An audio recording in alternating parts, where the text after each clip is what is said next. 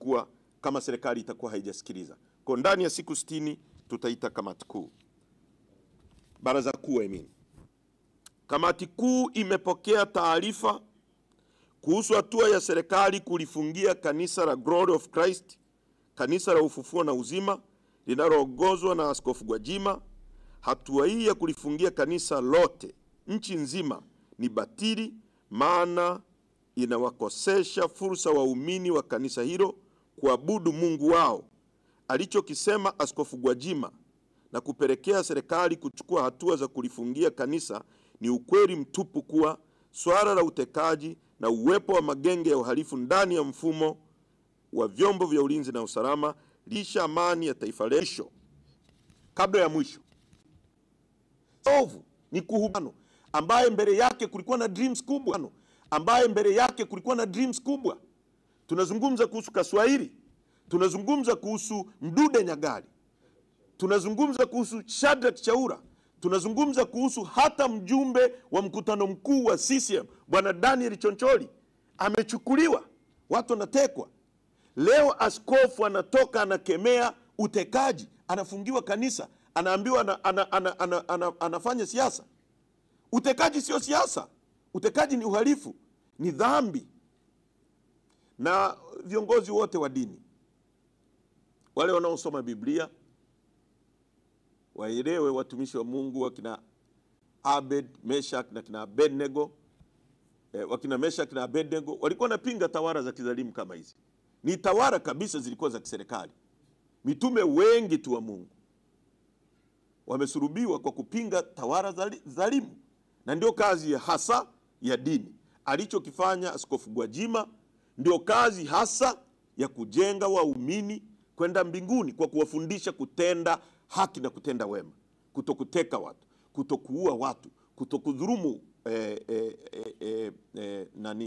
uhai wa watu. Na sisi tunaunga mkono alichokifanya Askofu Gwajima, na tunawasihi viongozi wengine wote wa dini watoke wakemee mambo haya ambayo sio mambo ya mazuri katika nchi yetu. Na sisi hatutanyamaza.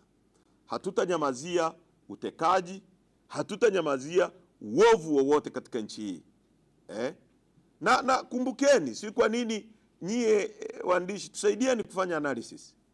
Huyu Askofu Gwajima miezi kama 5-6 iliyopita alikuwa anazunguka nchi nzima, anafanya mikutano ina watu 5,000, 6,000, 10,000.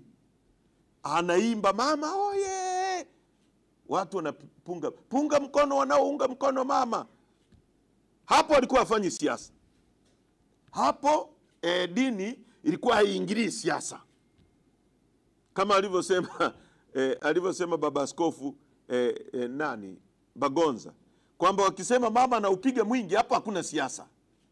Wakisema anaupiga mchache, hapo dini imeingia kwenye siasa. Askofu Gwajima alivyokuwa anasema mama hoye nchi nzima, hiyo ilikuwa vizuri kabisa. Leo Askofu Gwajima anasema mnateka watu, mnapoteza watu, Ndongwa. Hatuwezi kubali. Hii nchi sio ya kikundi cha watu wanaoleta uhuni. Ndio maana tutawapinga. Na la mwisho ninawasihi wanachadema na Watanzania kwa ujumla kuwa Chadema ni chama pekee kinachoweza kuaminika katika kuwasemea mambo ya Watanzania. Tunachokipigania kina faida sana katika taifa hili. Ukweli unabaki kuwa ukweli. Tumekuwa na chaguzi za kihuni, huo ni ukweli. Tumekuwa na chaguzi zenye mauaji, huo ni ukweli. Tumeshuhudia uoga, uragai mwingi katika michakato ya uchaguzi, huo ni ukweli.